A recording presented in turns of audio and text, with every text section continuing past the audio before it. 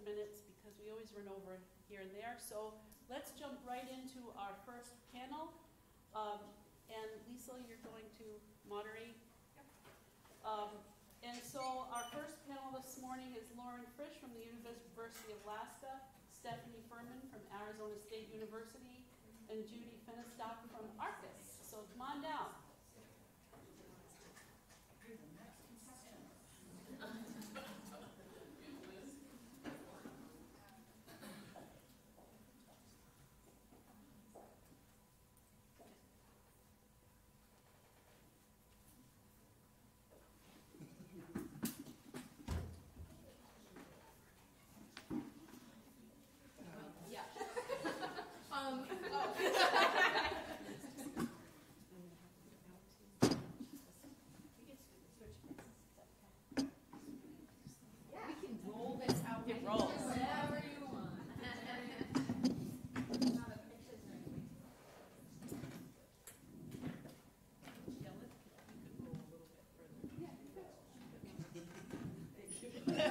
Oh, come on, let's just.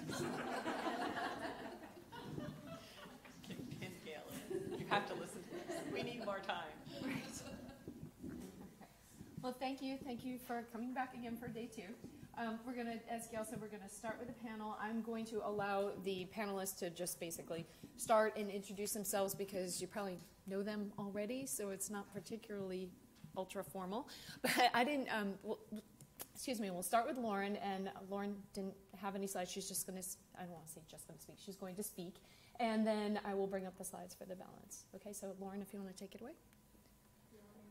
Yeah, that'd be great. So then we can hear, but then it's also going to, we're still live streaming. Great. So I am the Public Information Officer at the College of Fisheries and Ocean Sciences, and half of that is also serving as, it feels loud, but maybe I'm just talking.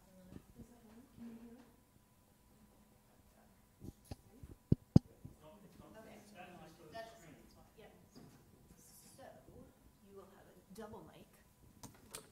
Very exciting. Very cool. Is that all? This is yours, right? Lauren, can you just try that one? Is it, can you see the battery? No. It's red. That's why I'm concerned. No. See, this one is on. That's why it's good to have a couple Where's extra Chris? minutes. Is that like Yeah, two mics, sorry. So the black one you'll not hear in the room. The black one's just for this. So I can So maybe you leave can that. probably get there. Yes. That sounds great. Excellent. We good? Yeah. Cool. So I am also the science liaison for the research vessel Sikuliaq, and today I will be talking a bit about our new community and environmental compliance standard operating procedures, which I'll call the CSOP. It's our process for communicating between PIs who are going to use the ship in the Arctic and Alaska coastal communities, primarily whaling captains. So this process was based off of a standard of care document created by the Arctic Waterway Safety Committee, which is a group that brings together local marine interests up in the Arctic. And they created this document to outline a lot of the details on essentially how they ideally want people to communicate with different whaling captains before using a ship up in the Arctic. So this isn't just researchers. They also have industry represented on the AWSC, and our Associate Dean of Research, Brenda Konar, serves as the research seat on the AWSC. So when they created this document, they outline different distances away from communities that they want people to stay. So they recommend you stay 50 nautical miles from Barrow and 30 nautical miles from other communities. And they also lay out different times throughout the year when they'd like you to come present what you're about to do the following summer. So we decided to plan our document very closely off of what they've already done. As we talked a lot about yesterday, we didn't want to reinvent the wheel.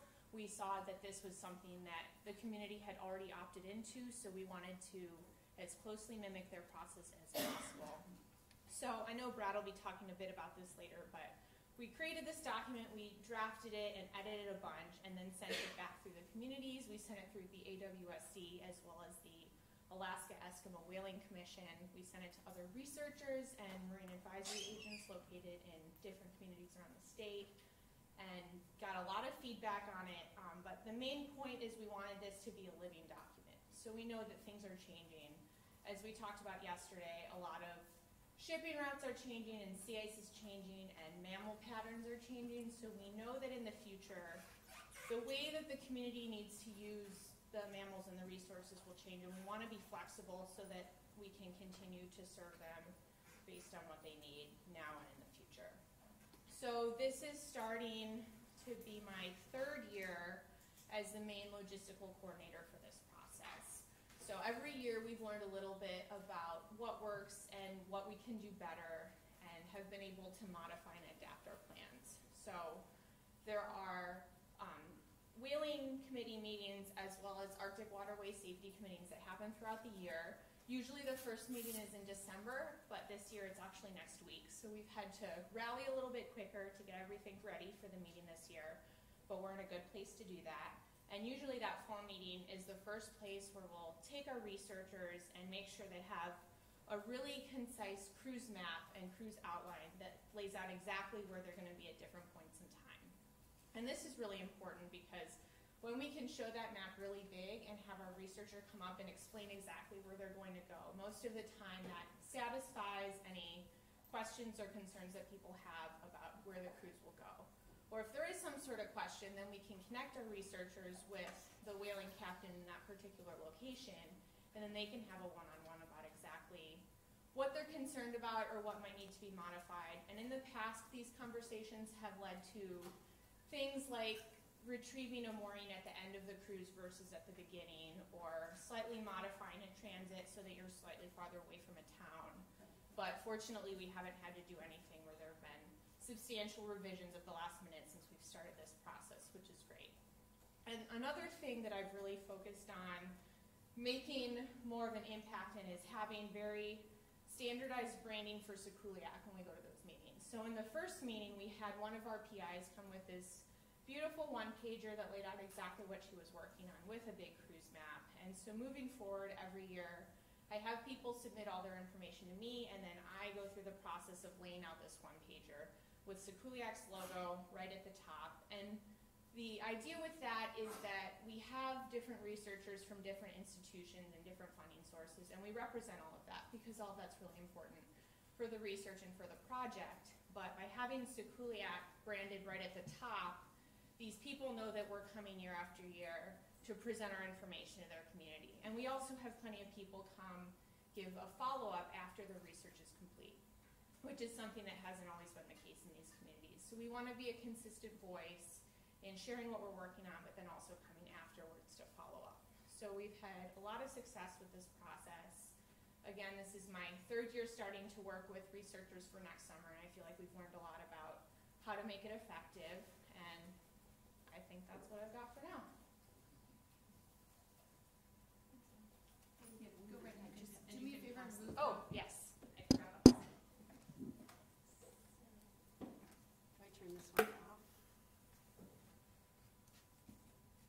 Yes.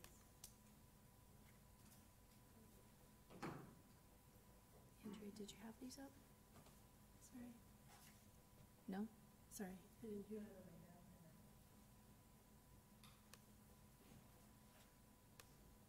I don't have a Mac. I don't know how to do this. And I have a touch screen, so I'm totally not mouse. And then, right from the start. And the lavaliers here, so you have both. Okay, so I can take that one. Good morning. I'm Judy Fahnestock, and I work as a project coordinator for ARCUS. The Arctic Research Consortium of the U.S., or ARCUS, is a nonprofit consortium of Arctic research organizations in the U.S. and abroad. To date, we have 34 member organizations and 71 individual members. Our main office is located in Fairbanks, Alaska, though our staff is distributed through 7 states across the country. And our executive director actually works out of Washington, D.C. ARCUS is celebrating its 30-year anniversary this year. It was created in 1988.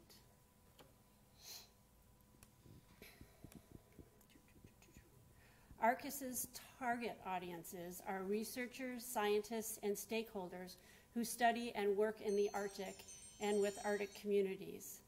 The programs and activities that we manage aim primarily to help connect with those interested in working in the Arctic. ARCUS's vision is to create strong and productive connections among U.S. and international Arctic researchers, educators, indigenous knowledge holders, Arctic residents, and other stakeholders to promote exploration and understanding of the Arctic. It's likely that many of you have heard or are familiar with one of ARCUS's flagship education programs, Polar Trek. But this slide in front of you displays some of other programs that ARCUS administers and manages where we engage with researchers and the greater public. I'll discuss a few of these later in the presentation in 6 minutes.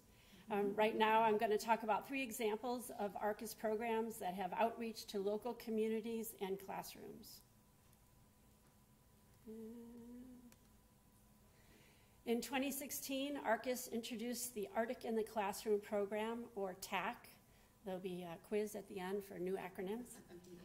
The focus of this 5-year program is to partner scientists, educators, and communities to increase knowledge about the science-rich Arctic landscapes, ecosystems, and people within those communities.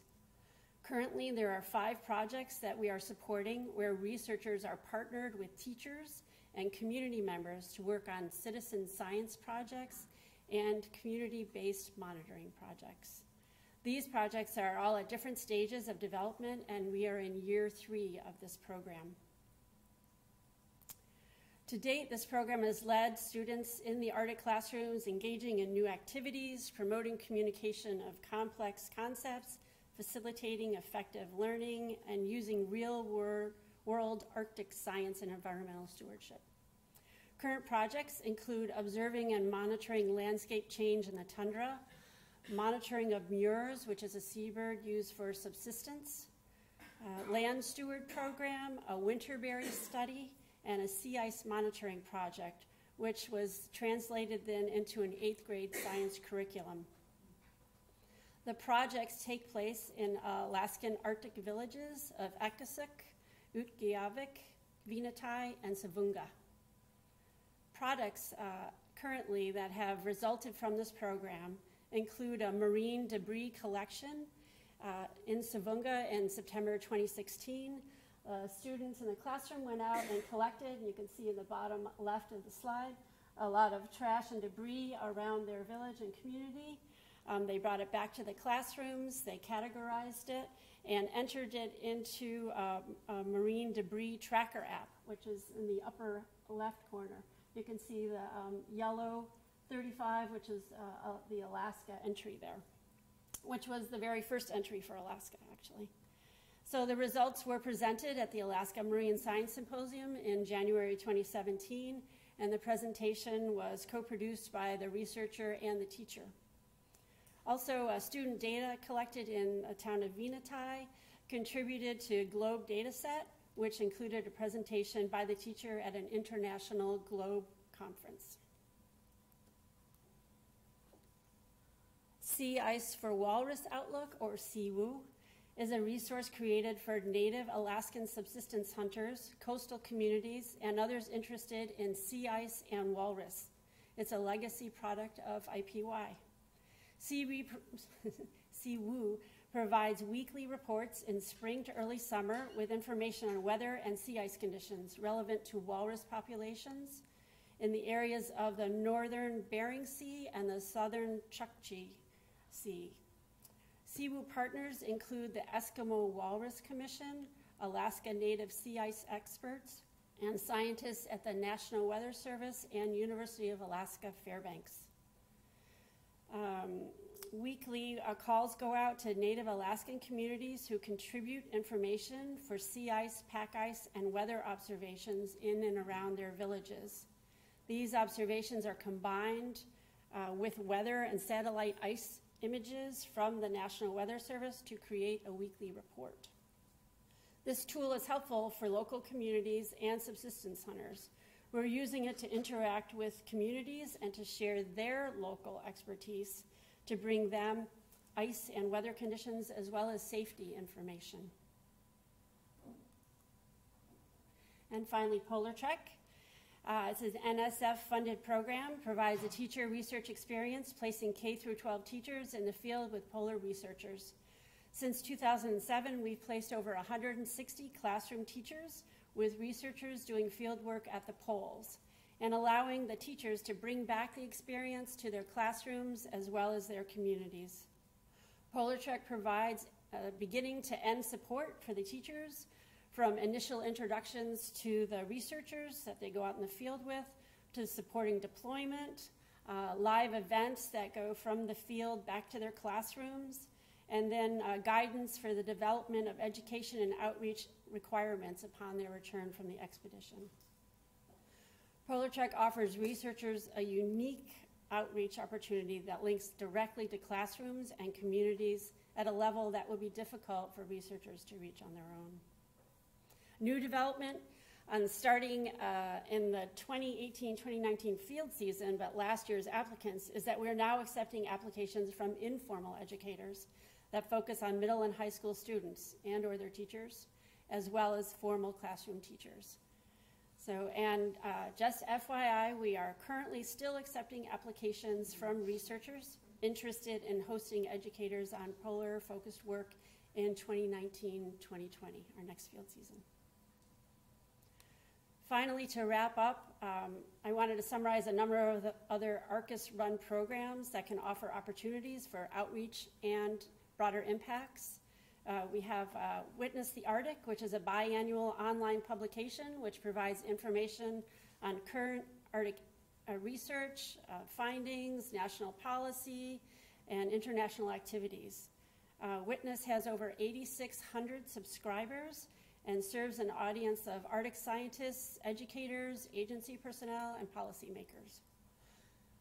Polar Education List has over 1,400 subscribers and is a venue for educators, researchers, and learners to exchange information about polar education opportunities, challenges, methods, etc. The Arctic DC webinar series is a way for people to talk about their research to a broader audience. It takes place in our DC office, but is an open forum. Your general public can join as well as anyone, and they can join either via through virtually or in person in the DC office. So we are always looking for compelling speakers with interesting topics and welcome self-nominations. Indigenous Scholars Program is a really new program that was started last year.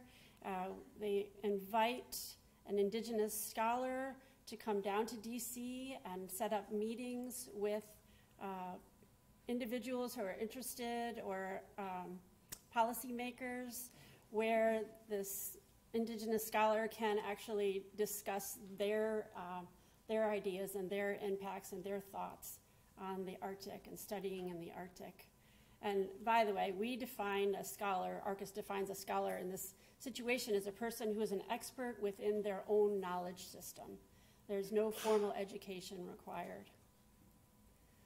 And we hope that as they also, when they come, they also provide an open seminar webinar to Arctic policymakers and others interested in the Arctic.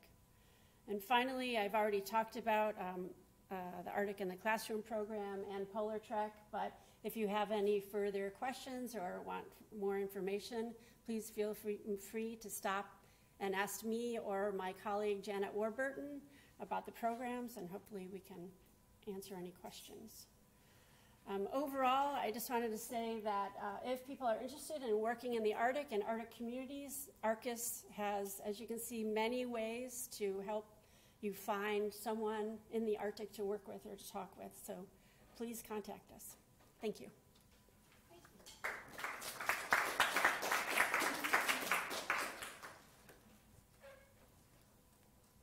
Stephanie should be there too. Okay. Right here. Is that you? No? Oh. This one? And then just down here.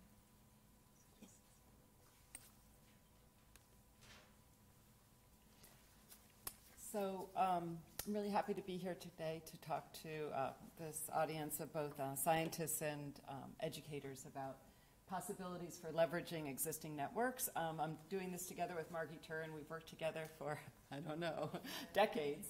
And so we picked a couple of examples of things that we thought could, that other people could use. And one of the basic messages that we have is that when you are looking for broader impact, it helps to connect with platforms and venues that already have broad impact. So one of the obvious ones, and many of you here today represent museums, zoos, and aquaria, but through these venues, you can reach thousands of people in a day. And at the American Museum of Natural History, which is the venue that we often have worked with, you know, it's tens of thousands, or more than 10,000. So the numbers are really huge, and what's great is that the demographics are also often very different than what we have in our own host the institutions where we're based. We started this program under the IPY, International Polar Weekends at the American Museum of Natural History, where we brought in our experience from Lamont Doherty Earth Observatory open houses, where scientists kind of kludged together these, you know, one-off demonstrations of ways to communicate their science in a hands-on way.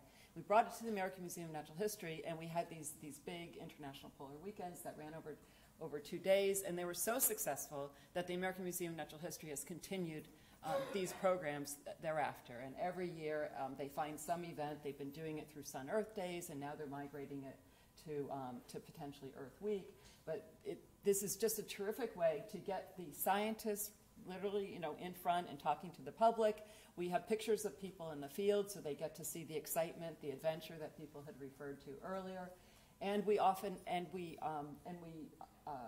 have people do surveys afterwards, where we ask them, the people who are presenting, you know, what did you take away from this? And similar to what COSI found, the scientists often, and I've had personal experience with that myself, shift their research priorities afterwards. After talking to the public, you know, people kept asking me, you know, I work on Arctic sea ice, and they said, can we do anything about it? And I was like, well, no, you know, no. And then all of a sudden, yes, there are some things that we can do. And so I shifted my research totally around, and there's some other examples of that too. So I think a great opportunity is to collaborate with local public venues that have lots of people, and to think how you can work creatively with them. Another thing that you can do is try Kahoot. How many people here have heard of Kahoot? Right, do you all have school-age kids, right? So more than 50% of all U.S.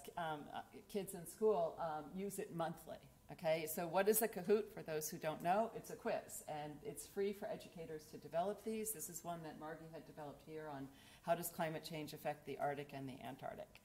This platform, I just learned about it about a year ago, and it's amazing in terms of its impact. So if you look at the top 5 platforms that are used in classrooms, Google Docs, YouTube, Google Drive, Canvas, and then Kahoot. And interestingly, Kahoot is the only one in the top that's being used for assessment. So this is being used kind of like a clicker for teachers to get a reading on what students know and they don't know. Once we learned about this, the possibility to work with Kahoot, we decided to develop a climate challenge. And we partnered with NOAA on this, and we launched it on September 3rd. And it took there's a bit of a learning curve in terms of putting together a campaign, which is where you get the impact. So this is what a campaign looks like. It gets featured on the Kahoot's website. And you have a series of, in our case we had 10, but usually the number is 9. Each of the Kahoots is between, say, 8 and 15 questions or something like that, with videos, you know, with graphics. We launched this, as I said, on September 3rd, and as of this morning, we have 670,000 players. Right, right. Yeah, so it's just tremendous. And this is within a month, well, 5 weeks, I guess, but yeah. Right. And we really saw the impact of working with Kahoot on this, because once we rolled off of our campaign, or came towards the end, the numbers started dropping. We were hitting 30,000 players a day for a while in the middle. Other informal education venues have been using this. So Nat Geo used it, and they were able to extend their geographic reach. They also, and the American Museum of Natural History launched a program during Earth Week of this past year. They've reached 1 million players by now. What's really interesting is that you can get the geography of where people are playing the game, and you can also get the accuracy, you know, what questions people are getting and what they're not. So we're really interested in kind of getting back to the analytics and the assessment side of it and using Kahoot as a platform to also engage public understanding. We think that there's a lot of potential for this to, right now it's mainly being used in the, you know, the middle school and high school level, but we think there's a lot of potential for this to be used in informal settings as well, because it's so easy to put together a single Kahoot, but there's also the potential for this campaign. If you're interested in developing a campaign or potentially partnering with Kahoot, the email address is very easy. It's just Craig at Kahoot.com. It's very streamlined. And yeah, right. And with this, I just want to, in talking with Margie, I was like, this is what I was supposed to say, but I really wanted to just say one more thing, which is that Margie's been working on this really cool, different kind of project. So we were talking about big numbers before, and now we're talking about potential sort of venues that we know are really impactful. So Margie, do you want to describe what's here? Yeah, if you don't mind. So I had a really challenging project that had kind of challenging science to try and explain to the general public. So we're looking at, you know, radionuclides, cosmic dating. We're talking about dynasys. We're talking about combining pollen data with ice core data and developing models. And these were really complicated things to try and bring together and talk to the public about. And I had a lot of young scientists working on it. And so the young scientists were really excited about this opportunity. And it's really engages with the public who loves the idea of superheroes. And these scientists are superheroes. And so it's about tapping into what are those super skills that they've developed that allow them to see and do things that we don't see and do. And we're working with an undergraduate, believe it or not, at University of Buffalo to develop these. And he's so insightful, but he took Nicholas, who drills into glacial erratics, the liquid beryllium, and he made him into a drill. So he is literally drilling into the rock. He's got these clocks because he's, you know, capturing time, you know, this chronological class. I mean, it's just been so fun coming up with the taglines. And Estelle, who looks at these dynasys and her fossil finding fingers, when you talk to people about the fact that 10,000 of these will fit in the bowl of a spoon, you know, they suddenly realize, oh my God, those are fossil finding fingers. And then Jessica, just the power of Jessica. The first graphic he did of her was this smiling, you know, young woman with a kind of an ice core, and she said, oh no, no, no, I want to be like a Jedi. And so he turned her into this like amazing Jedi figure. So if you can't read it, the powerful proxy processor. It's so fun. Anyway, so they really loved it. And then the fun thing that we've been able to do is we've taken it out into some of the classrooms and spun it off with some of the technical schools. And so we've worked with their computer graphics guy, and he's helped to give a little background on how to use Illustrator. And then I came in and gave a science talk to them about what the scientists are doing. And then he worked with them and let them develop, okay, you're on this project now. What is the super skill that you're going to develop? And they came out with these just amazing series of things. Like this first one is that he's using his mind, a superpower, to pull ice cores out of the ice. The middle one, it's cool, right? And the middle one was just this really quiet young woman who said, you know, I've always liked computers, but I never thought it was very interesting. And so now I'm going to be the mighty coder, and I'm going to develop an unbreakable code of nature so that people can't destroy it, which is awesome. Yeah. And then the last one was she developed this mind reading so she could get that Arctic information into people's minds.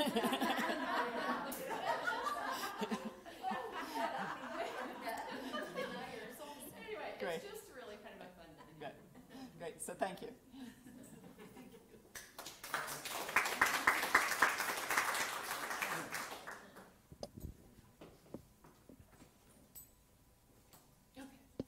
So I am sure there are lots of questions from everybody with those wonderful examples. I have no idea how this is going to go. Okay. Questions?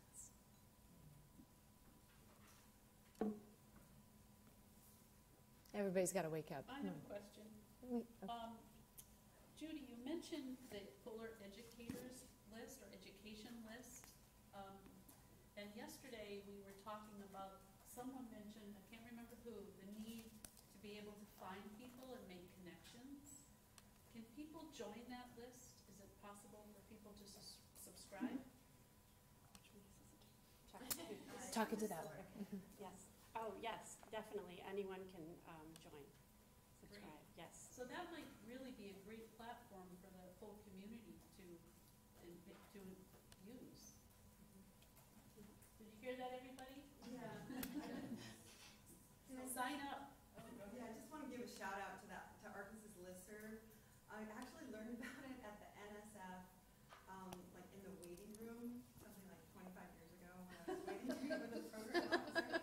And I signed up, and it has been such a great resource. I mean, both in finding out what's going on across the Arctic and throughout Alaska, and people coming from the lower 48, and for getting the word out for things that we're doing. So I'm super, super appreciative, and thank you. Thank you. See, and that media works. Putting it out in the waiting rooms. You never know who you're going to touch. Okay, this one's for Stephanie. So the polar weekend that you guys did with the AMNH, are there any like resources from that event that are accessible for other? Yes, yeah, so Margie did a great job of capturing a lot of the materials, and so we actually have scripts for many of the different activities. We also, there were some evaluations that were done that we can also share with you about, what the visitors took away, as well as, what the scientists took away as well. Yeah, it was kind of a fun event. If you don't mind me jumping. No, not at all. It was kind of a fun event because it was blended. It wasn't just hands-on things. We also had art performances and speakers that came in, and we streamed. One year we had some movies, videos from the Arctic. So we tried to blend things in. It has a website that's what you call a legacy website, right? So it's kind of not been kept up. But for every exhibit, we also did a one-pager that was in line with the IPY ones that we looked at yesterday. What do we know? What are the questions we have? That kind of thing that people could take away with them. So it's a nice planning for the people that were developing and delivering, as well as for the visitors. And it's not just sharing them. And one thing that we developed as a strategy during IPY that we've continued in working with AMNH and also other science centers is that we engage the kids, and families, and then the kids are, doing this activity or whatever, and then the parents start talking to you, and we have a poster behind us, that has a picture of us in the field, but where we can start talking to the parents. And that's been really, really effective. And the parents they have so many questions, and they're so grateful for an opportunity to engage directly with a scientist on it. So that's what I was just going to ask. So you have different scientists. Yes. How do you go about engaging the scientists to participate? So we, all scientists are looking for broader impact. So this was something when we first started working with AMNH, it was like, well, how much do we have to pay the scientists to come? And I was like, no.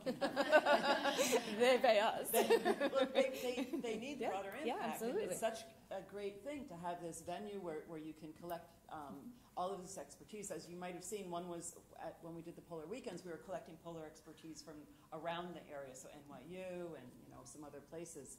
The way that AMNH has done this now is more kind of a science demonstration. It wasn't as thematic. Well, Sun Earth Day, you can encompass a lot under that. It wasn't, Arctic or Antarctic focused. So you can do it either way. You can do it with a theme or without. Thanks. Oh, yeah, sorry. You're next. Yeah. Yeah. So Sorry. this is for Lauren. I apologize if you had said this already. I was taking furious notes here. Have you ever done anything with Sikuliaq with doing live video chats with the researchers that are on the vessel to someone on land, classrooms or museums or anything like that? We've had a little bit of experience doing that. One of the main issues with something like that is just limited internet at sea. About a year ago, our IT staff went through this enhanced internet test where they tested out what we'd be capable of doing if the internet was like 5 times as fast. And that cruise, or that period of time lined up really well with the cruise that I had planned. We sent the UAF social media person on the ship and just said, let it rip, do whatever you can. And he did a lot of experiments using Facebook Live and some question and answer sessions, and that was very effective. And we had another cruise immediately following, still within that same test, that was also able to use Facebook Live pretty effectively, but that's not something that's really possible outside of that sort of test phase. So in the future, I think in our IT people's perfect world, we would be able to afford internet like that all the time.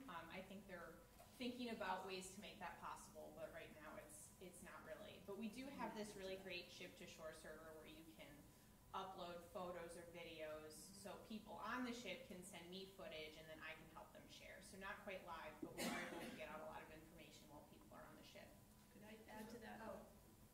I'm just going to add a little bit to that. So the problem that has been getting live feeds from the Sikuliaq and all the other vessels in the U.S. research fleet has been a bandwidth issue. And there's a satellite service provider, Global Express, and you're all going to get to tour the Inner Space Center later today. But our engineers worked this summer with Global Express to debug the kind of satellite service that you guys are getting on the vessel, because it is a lower bandwidth and it's tough to get good quality video. But our guys have worked out a way to finally do that with the bandwidth that you have available on Global Express. It's not ideal, but it can be done. But if we can bump up the bandwidth just a tiny bit, then we can really give a high quality broadcast from any ship in the world, including the Sikuliaq. And this is a huge priority for us right now. And so stay tuned. Within the next year, you guys should be able to do that. So I wanted to add, because I don't know how many there are out there, but the Falcor is one off the California. It's a research vessel off of California, and we're doing a ship-to-shore radio broadcast with the researchers that are on there. We're doing it Saturday, where they're going to be able to broadcast their ROV directly to us at the museum and talk to the researchers there. But just in case anything goes wrong with that bandwidth, they also will have a live researcher in our museum. So it's not like, oh, we lost the connection, but here's the live researcher, and they're going to tell you what they're doing too. But I feel like even sending things like Facebook Live photos to a researcher that's on site still give that excitement of being on the ship, even if you can't get the full bandwidth to get the people on the ship talking to you at the same time. But I've just seen that it's a very powerful tool to have video from being right on the ship, right there, getting to people, especially if you have underwater vehicles, that you can also show that video as well. So I don't know what's different with the Falcor, if they're not that far off the California coast. No, they have the difference with the Falcor is that they're paying for a high bandwidth service from their satellite service provider. They've got the money. Yeah, but as I said, we're working out a lower cost way to do it that is hopefully going to be affordable for NSF and for the research fleet. And Sikuliaq, did you want to if answer people are that? interested in seeing more about what Sikuliaq's up to at any given moment in time, we are very active on social media. We use Instagram, Facebook, and Twitter, and I try to post daily. So it's not always what's happening in that exact moment, but I always work with researchers before they get on the ship, so we have some sort of plan for how they're going to post and how I'm going to share. So that's a resource that everyone can look at.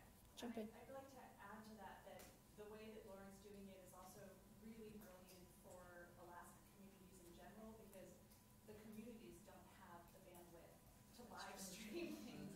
It's getting better because they put that new cable in, but they can't handle it either. I mean, even when you build a website, if you want to use that in the community, you need to think about ways of doing it that are pretty low Accessible. bandwidth, because they can't access it. But they all do use their phones, so the Twitter and the Facebook and those are.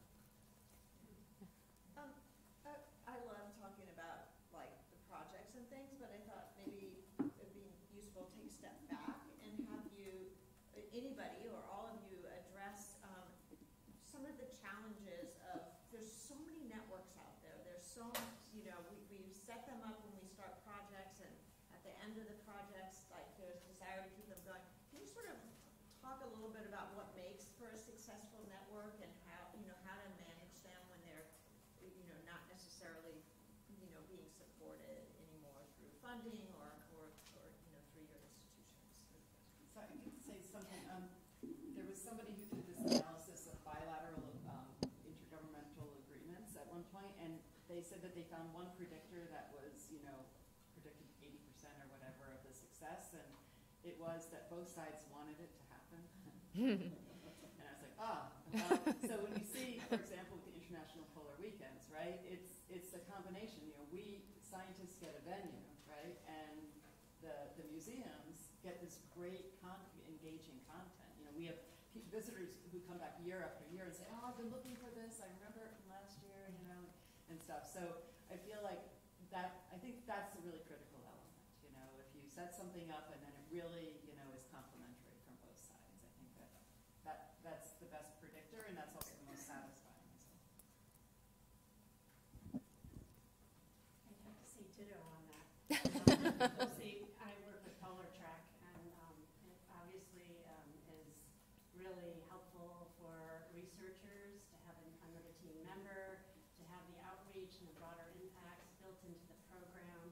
The teacher gets an amazing experience, brings it back to their classrooms. It's a win-win-win-win situation.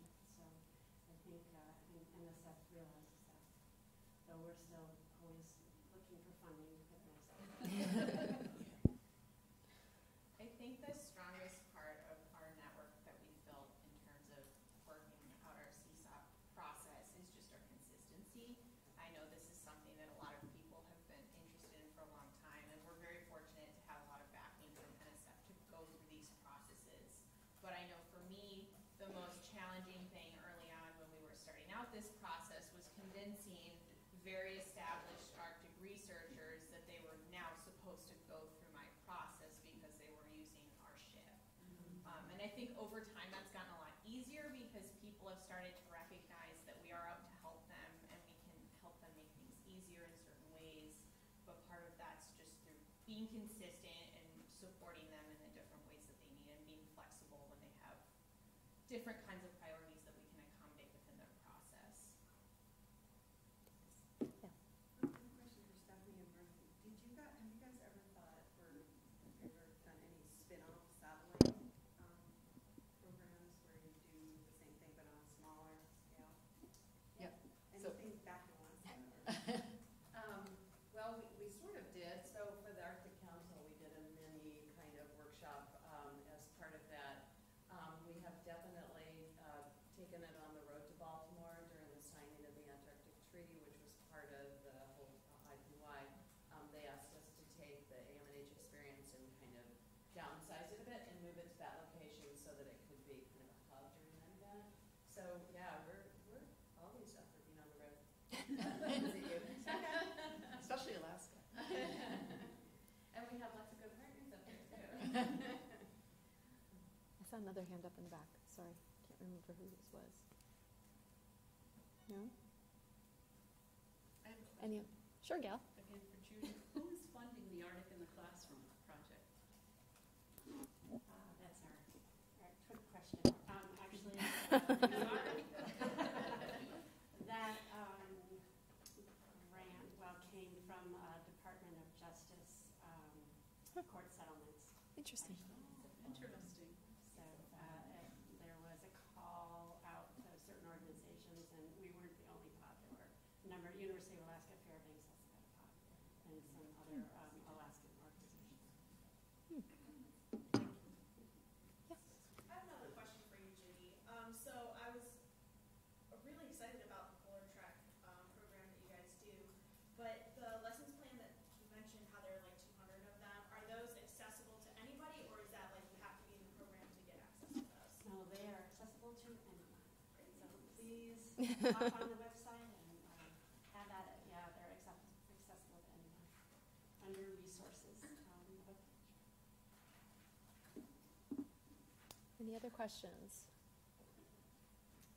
This one's for Stephanie. Got it, Gail. Could you say a little something about how you as a climate change education partnership program were able to leverage all of your partnerships through your program to test the cool stuff that you guys developed and then disseminate it through the wider alliance?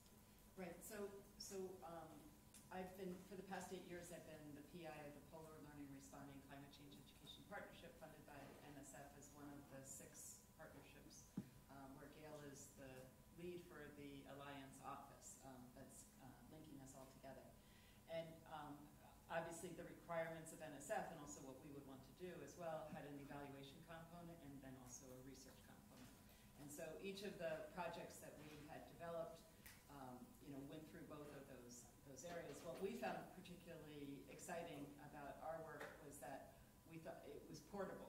So we were able to work with the other partnerships, and we often took elements of what we did. For example, Marky did a professional development component with the Made Clear group, which was one of the other partnerships. So one of the, as an environmental scientist, I like to recycle and reuse. And so that's been one of our tenets, whenever we develop something for one audience, how can we leverage this and use it in other ways? Margie was talking about the superheroes and how that can be used in formal and informal settings. I was talking with someone about this, with Anne about the scenario role-playing workshop or role-playing game that we developed. And that game is creating a marine management plan for the Arctic. And we've used that, and then you have a crisis and you have to respond to that. And we've used that with students all the way from 10th graders through college students, majors and non-majors, through master's students, both law students and climate and society students, and informally in science days at the New York Museum of Natural History. And so that's been really exciting to see, how you tailor it a little bit, but actually not too much, and how it can work in all of these different settings. So I think that's one thing that people, we talked at the beginning about how important audience is, and it is to a certain degree, right? But I think many of the activities that we develop actually can be used in many other ways as well. Like the card game. Yeah, the card game. That was originally made for adults. Right. It was used by children and all the way up. Right. High school. They are all enjoying and That's learned a another lot one. from it. Going once? Going yes. So, at our university, we have this facility, maybe other universities have similar things, called the Cave. It's this fully immersive environment. You walk inside, and it's been this kind of ongoing thing, because it's run by computer scientists who are really savvy with the design, but it's always looking for applications. And we've done a little bit of work kind of simulating some drilling in the Antarctic, where you can get a sense of what that might be like. But we definitely struggle with applications. And I was curious if you guys had experience or had tried to implement any of this kind of fully immersive media, or let's say experience what an Arctic scientist might feel like, or what it might be like to walk through a ship. They have, for example, you can walk through the Star Trek ship. And it's run by computer scientists. Specific interests. But anyway, I was just curious if you guys were aware of or tried any of this kind of. I haven't actually developed it myself. We're talking about like virtual field trips, which is a related, issue. But when you said it, I was just wondering, Margaret, wouldn't it be so cool to do superheroes in the dome? Oh yeah, fun. It's got that kind of, setting for it. That would be a really fun application for it. I'm not sure who created it, but there is an installation like that is traveling for Deepwater Horizon. So you can go down and with an ROV try to turn off the oil valve that is leaking and whatnot. So it is immersive, and it's you feel the feedback, you've got all the sound, and it's almost a little ride-like because there's so much happening. So that is at Stennis Space Center right now, and it is traveling, but I'm not sure who produced it. So I could get back to you with that if you're interested. And I think IOTP actually has an experience, that they've just developed, where you can actually, they have a blow-up ship that you can go into, but then they Right. have a lot of other pieces that are actually immersive. So it might be kind of interesting to look into that. Yeah. We also actually worked with an informal science educator who worked out of OMSI, which is Oregon Museum of Science and Industry, and I know that they had a permafrost tunnel exhibit our teachers who actually was in Fairbanks and walked through the real tunnel and then has gone to Oregon to walk through this and says it's amazingly accurate. So that's also Interesting. true. And speaking of permafrost, and we do have University of Alaska Fairbanks scientist who turns into a superhero tunnel because he would go to villages and he says, oh, the kids were kind of falling asleep when he was talking about permafrost and stuff. So he came up with these videos on different concepts of, permafrost, after layer, icelands, and so he would wear, he would appear as Would he tear off his a clothes? superhero, yes. And so he has 5 videos. Yeah. And they're accessible on YouTube. What's his fun? Kenji was shot on. Yeah, but Very fun. panel one, look for panel Okay. That's great. And he's part of one of my projects. Thanks, Elena. Okay, unfortunately, that is all the time we have for this panel, but you can ask any of these ladies any questions you have the balance of the workshop and beyond. I will take that. Yes, okay, great. Thank you for your time. Thank you. Thank you. To highlight in our workshop was, of course, being here at an oceanographic research institution, was our only polar dedicated research vessel, the Sikuliaq. And so we have Brad Moran, who's the Dean of the College of Fisheries and Ocean Science at the University of Alaska, that's going to share some ideas with us. One, about the ship itself, and then two, how we can leverage that investment to get more public understanding about the art.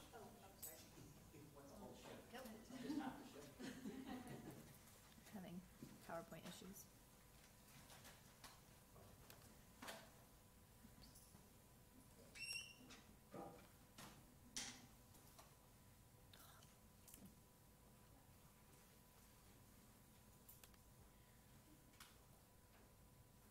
There we go. Well, That'll It's a whole work. ship, though. We still get our logo, which is important. Thank you very much, Gail, and congratulations. This is awesome. Stakeholders and educators. For me personally, it's wonderful to be back here at GSO, and thank you so much for that invitation. On behalf of Lauren as well. So that was a great panel we just saw. If there's ever a broader impact platform that a new dean would like to see, it's this puppy right here. This is Sikuliaq. I'm just going to say a few words about the ship, which has only been in operation fully since March 2016.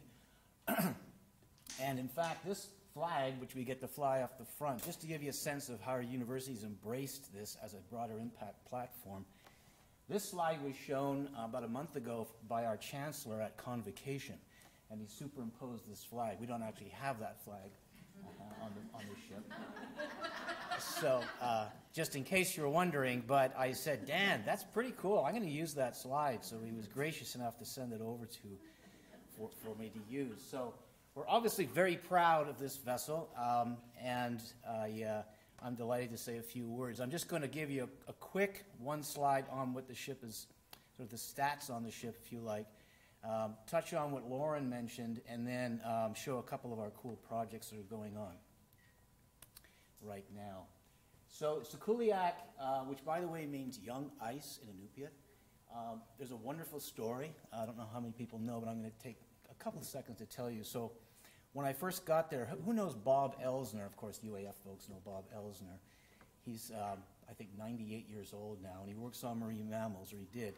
And he told me this story. He wrote the original proposal in, I think, 1970 for an Arctic research vessel to NSF, which is pretty astonishing.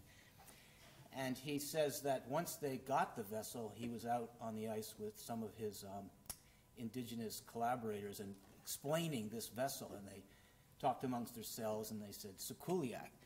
And so he went back to the senior leadership and said, let me add, a suggestion for the name. They said, yeah, Bob, we got lots of names, but he said, let me just write it down on the bottom, like 50 names. And sure enough, that's how we got the name Sikuliaq. So that's a very cool thing, very appropriate name for the vessel, Young Ice, because it's a 261-foot global class vessel. It's ice capable, and that means it goes through 2.5 feet of ice at roughly 2 knots, hence Young Ice is its name.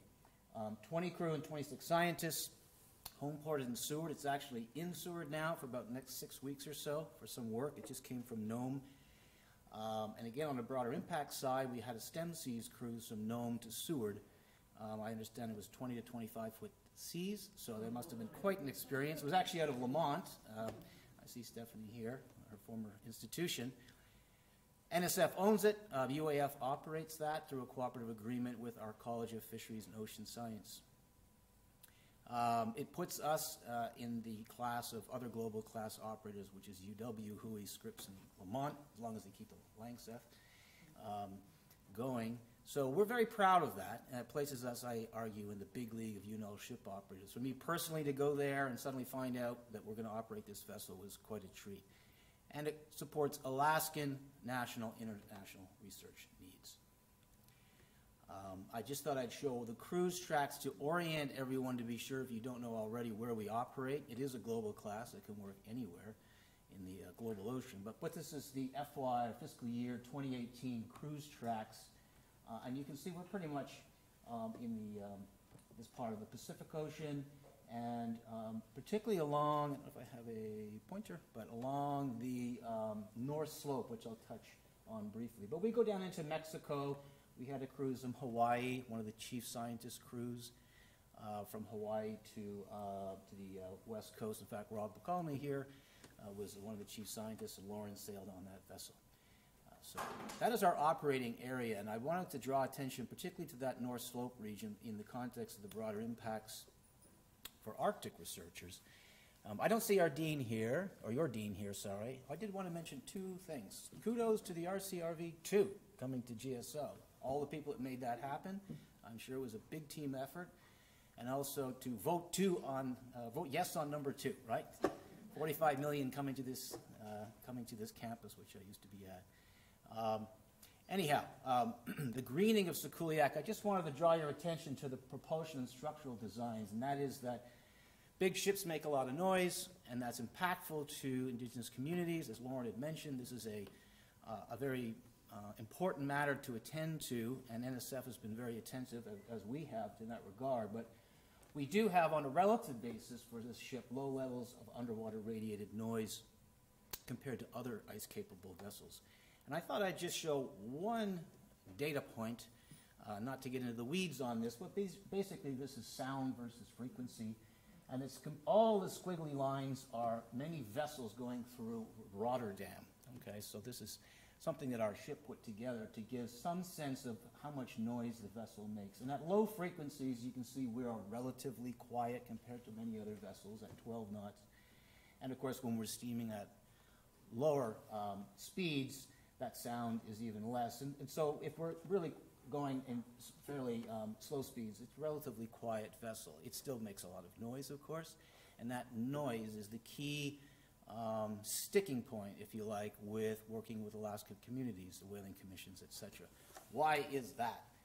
Well, because, and this is the Alaska Eskimo Whaling Commission snapshot of their website that Lauren just mentioned, because they rely very much on subsistence hunting along the North Slope for bowhead whales. And this colored picture here is just to show roughly where the activity of their hunting is going on in this part of the world. So this is a very important multi-generational subsistence hunting activity that we need to be respectful of, or else we're simply not going to be able to operate efficiently and do science in support of these communities, in support of the nation. How this was managed up until recently was through, and that's cut off the top, an industry conflict avoidance agreement. That does sound very lawyer-esque, and that's exactly what it is, a CAA. And this is an agreement that was struck between various oil companies that search for oil on the North Slope area, and all of these whaling captain associations shown right here. Well, when oil nosedived and Shell pulled out, this basically doesn't really work anymore. They're not working up there, these oil companies, to the extent they were. And so that interaction with the communities sort of started to dissolve, yet we're still doing research that impacts those communities. So we learned very quickly in March 2016, and NSF paid attention very quickly, how you need to, and this is sort of a broader impact, interact very productively with these communities. And I'm not going to go into much detail on this because Lauren did an excellent job of summarizing that. But this is kind of a big deal for the university. There was a cruise in 2016 that literally came down to within 1 day or so. It was a Lori Juranic cruise out of OSU using the ship that almost didn't happen. And this is a lot of money at stake. And we actually had the lawyers of the University of Alaska Fairbanks and the Alaska Eskimo Whaling Commission sign this MOU about a day and a half before the scientists were needing to get on that vessel. Basically providing an assurance to these communities, to this particular Wainwright whaling captain group, that if there was an impact on their hunt for bowheads, that there would be provisions made to support their community. So you can imagine that's a very, it's a very lawyer drawn up document. I was surprised the university would sign such a thing. There's no possible way that NSF or NOAA or Homeland Security that operates Healy, for example, through the Coast Guard would ever sign such a thing. So we feel very proud of this document. It was a very good faith, if you like, with this community. And that led, and that was part of the process of putting together this community and environmental compliance standard operating procedure. Again, Lauren already went into this. The point is, it was a long process with a lot of people that were engaged.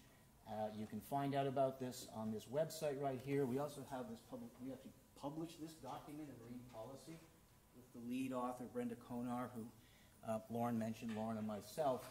And that document is actually uploaded on this workshop website. You can get that. It's very new. I never would have imagined to go there. You just sort of, if you have Endeavor, you go out, you do science, and you do your thing. But there, you can't use that vessel unless you establish basically a year prior where you're going to be, when you're going to be, and to go through the procedure of this document. So it's a model, if you like, of broader impact engagement with many diverse stakeholders and communities. So far, so good on that front. I just wanted to mention a few projects that we're engaged in that is a platform for communicating Arctic science, polar science generally. And, as Dean, I get to sort of brag about this sort of thing, which I'm very happy about. But we recently were awarded the Northern Gulf of Alaska LTER by the NSF, so we're the lead on that. It's Russ Hopcroft. If anyone wants to collaborate with that project, send Russ an email. We're always looking for partners, particularly students, communicators to be a part of that and work with Lauren in that regard. It builds off 20-plus years along this GAC1 or Seward line, and the blue lines are the additional lines put in by the LTER. So that will go for 5 years, but typically 10 is a minimum, and then we hope for, of course, much more than that. I wanted to put this one up as a bit of an offer to Gail and Dwight with your challenges you've had of late to try and do this Northwest Passage project. But I asked Katrin Eichen, who's a faculty member at our college, if I could show this, because we're writing a proposal now to NSF to try to bring Sikuliaq through the Northwest Passage. And shown here, this is actually not the exact cruise track, but it's just sort of shown emblematically. We have the Laurier in red there from Canada, Louis Saint Laurent in the blue, and the yellow would be what we imagine SIK, Sikuliaq, to go up and through the pass and back. One of the big challenges of this is, in NSF's words, going back through the canal, the Panama Canal, is not a possibility. It's a $1.4 million transit. So we need to get through and back in 1 year to go back and do our Seward line. Right now, they're writing a science-based proposal for NSF, which is, of course, needs to be defensible, hypothesis-driven, proposal to NSF, but hey, by the way, you know, you guys own the ship, this would be historic, there's never been a UNOS vessel that's gone through the pass, and so we're hoping to build partnerships in that regard, Gail. And I don't want to get ahead of myself. They're writing a science-based proposal. You can imagine, you know, everything from phytoplankton to charismatic megafauna. But, you know, I am really keen to see this go forward. They're meeting next Friday to keep working on this project. And logistically, NSF, you know, understandably has pushback. It costs a lot of money. You've got other work to do. But logistics doesn't drive science. You know, science drives science, and then you make it happen on the logistics side. So I put that out there for the group to consider. If you have any interest in this, and we would welcome that, I would contact Katrin Eichen. The only caveat is Katrin said, we're not quite there yet, Brad, so you know, we don't have a proposal ready to submit right now. But I think we need to build partnerships in this regard. It would be great. Another one, ironically with a C, not S, is ARICE, and that is the ship is now, you know, part of an international research Icebreaker Consortium. This is actually an EU-funded program out of the Horizon 2020 initiative of the European Union, and it is a consortium of these countries. You've got Germany, the Polarstern, Sweden, the Odin, Norway's new vessel, the Kronsbergshaken, the Laurier, and the Attenborough or Bodie Moface, who just went in the water, and of course Sikuliaq. So we're the only U.S. partner, very proud of this. And the way it works, and I'm putting this as a pitch as one of the PIs of this, you're all presumably U.S. science investigators. If you would like to be a part of this, you can write a proposal to, say, Sweden, and say, I want to use the Odin, and you would get 7 days of ship time, plus travel, plus shipping, to go and use Odin, or the Norwegian vessel, or any of the others. The only one you can't use is the one that your home country is in. You couldn't write a proposal to use Sikuliaq. That process has already moved along, and we have proposals from England, Italy, and Germany. So if you Google that website, you can, it's run out of the Alfred Wegener Institute, Avi. It's a great opportunity, basically, to piggyback. Polarstern will be doing mosaic work, for example. You could write a proposal to do work on mosaic and get 7 days in principle of your own ship time in that regard. So in terms of this meeting and broader impacts, now the vessel Sikuliaq is really on the international stage with other polar vessel operators and funded to do so. Lauren mentioned that we communicate broadly. She communicates broadly. We have a Facebook page, we have Twitter, and we have Instagram. And by the way, our Instagram, if you don't know, is called Sikuliaq, which is this is 90 followers. This is I was told last night by Lauren, you got to update this because we have many more hits, if you like. But check it out. It's and thank you, Nicole, for that. It's a very effective communicating mechanism, and it's updated regularly, particularly the Instagram account. Last is something we're putting together, the Alaska Sikuliaq program. You probably know here, certainly in Rhode Island, you have the Rhode Island Endeavor program. It's a really well-run program whereby $500,000 in Alaska, as in Rhode Island, is put toward the vessel operation and yields about $12 million in revenue. That's the cooperative agreement operation annually. So I like to show this to our folks in Juneau, our legislators, that this is actually a very good deal financially, this vessel. And we're also hiring up to 5 tenure-track faculty. Actually, we're hiring up to 10 tenure-track faculty in our college. But in this particular case, we're looking at seagoing faculty, because seagoing faculty are what we need to ensure full operation of the vessel. The vessel will be competed nationally by mandatory requirement in 2023. We intend to keep this vessel in Alaska. And we're branding this as Alaska Sikuliaq program as a way to advertise how we can use this $500,000 most effectively every year. That's not on the website yet, but we're following the lead of the Endeavor program because it's a very well-run program. If you would like to use the vessel or interact with the vessel, our marine superintendent is Doug Baird. There's his email address. This is Sikuliaq going under the Newport Bridge in Newport, Oregon.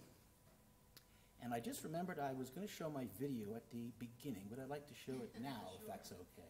How do I find my video online? No, but Andrea.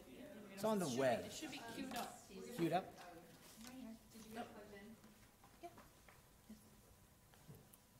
I was asking Lauren last night, is this okay to show? And she says, show the video. Lauren made this video. It's got sound. Is the sound on? Well, the issue is that whoever invented this, I can't bring it around, so we're just gonna have to. Oh, yeah, I gotta get the sound. Yep, we'll get the. Oh, I see. think we're Oh, I see. Yep, so we're just gonna. The North Pacific Ocean is one of the stormiest places on Earth. A cruise on the Sikuliaq is an incredible adventure. The research vessel Sikuliaq is one of the most advanced university research vessels in the world. It has opened doors to new and groundbreaking research for students and researchers at the UAF College of Fisheries and Ocean Sciences. The research at CFOS is constantly evolving. We are pushing the boundaries of ocean chemistry, physical oceanography, ocean-atmosphere interactions, and certainly fisheries. A lot of Alaskans have a fairly direct connection to the ocean. We are engaged with the health of the oceans, and the health of the ocean matter to Alaskans because we're a natural resource-based economy in Alaska, hugely based on Alaska's ocean resources. The College of Fisheries and Ocean Sciences presents students with opportunities to research and collaborate with scientists all over the world.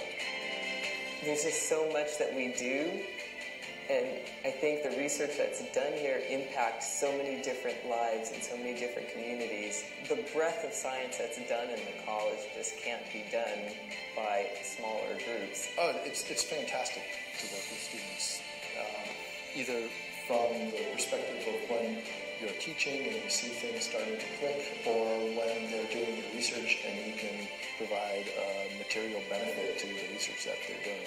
And my research can't be done by myself, so I need students, I need undergrads, I need grad students, and I can get these students through the college because of our 3 different degree programs. So we have fisheries, marine biology, and oceanography, and it's just a great pool of students to use on my projects.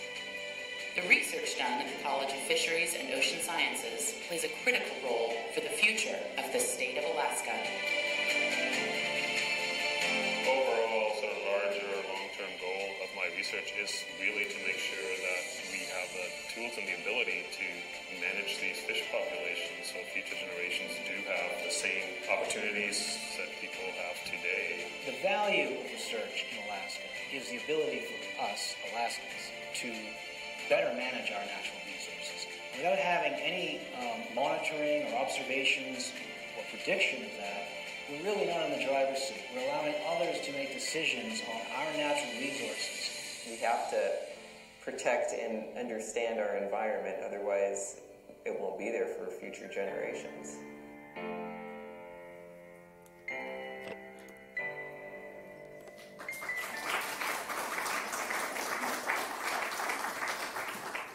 You'll notice that I said us Alaskans. I get to say that because I got my first PFD check in October. So anyhow, thank you very much. And the point then is that this is a vessel, this is your vessel, this is a national asset, and we're open to all kinds of collaborations and working together with educators and researchers here and abroad. So thank you, Gail, again. Thank you, Brad. And we do have time for some questions. Okay. Questions? Oh, then you have to go. Yes, sorry. So, that's fantastic, and you should be extremely proud. It's exciting. Thank you. Exciting ship. I noticed that, and this is going to go out of your impacts, that you come down the California coastline. Yes. The Exploratorium in San Francisco Bay actually is pretty unique in science museums because we have a deep water. We're part of the port of San Francisco, and there's deep water berthing right up off of our pier. And so one of the things that we do that is very exciting to the public is a ship can pull up and the public can go on tours of the ship. And you probably do that here in Alaska. You probably do it in Alaska.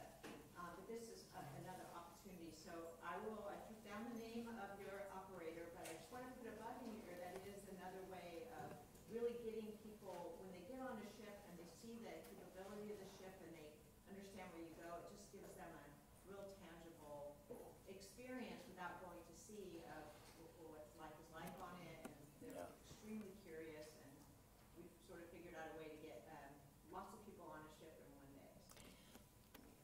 Excellent. Send the email.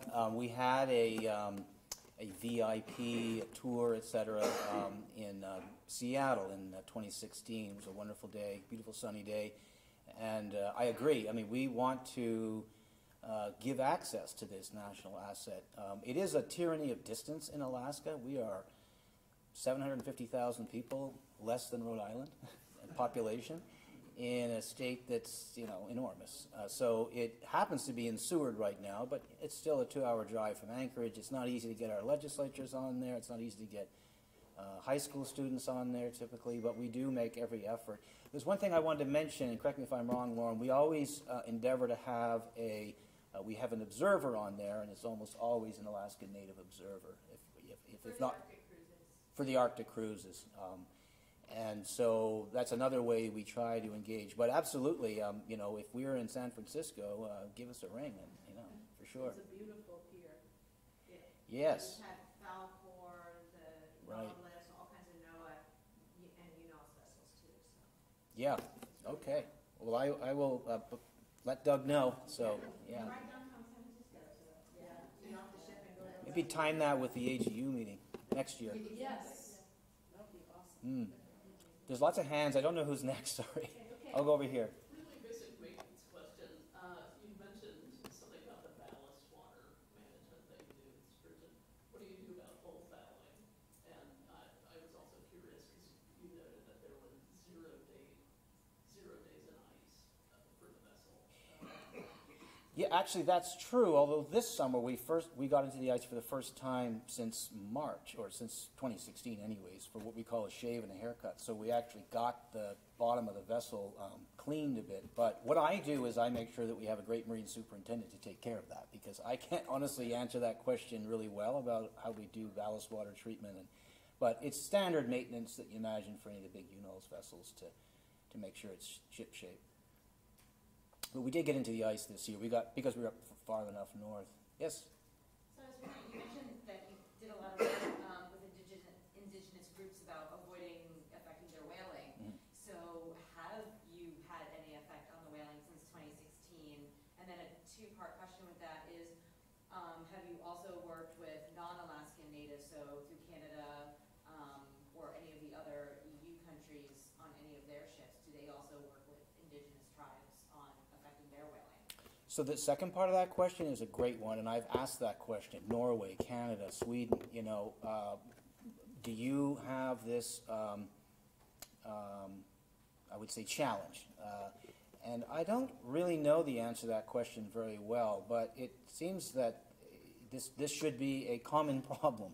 I mean, I don't charter the Odin, so I don't know, and with the Laurier, but I imagine they work with those communities, but I don't think it's nearly as structured in terms of this. The Canadians do as well, but I don't know if they are requiring the same standard operating procedure 1 year prior. I imagine they probably. Permits from the native government. Yeah, okay. So on the first part of the question, probably the second, I should defer to our Sikuliaq Science Liaison, Lauren, to answer that. I mean, Lauren, do you want to add to, have we impacted the whale hunt? I don't believe we have. I mean, that's the whole name of the game. It's hard to say if you had the ship there or not, whether they would have more whales, but this hasn't been an issue. We haven't had any, we've avoided any conflict, let me put it that way. But we're very attentive to that. Well, and like I mentioned before, a lot of the time when we're at these meetings, we'll be able to identify if there is a potential area where someone's concerned. We can link a researcher with a representative from that community, and then they can figure out. Sometimes the plan is that they'll have extra communication. So most of the time, our researchers will send out a daily email while they're on the ship outlining what they did the previous day, where they were, where they're going next. This is something that they've been doing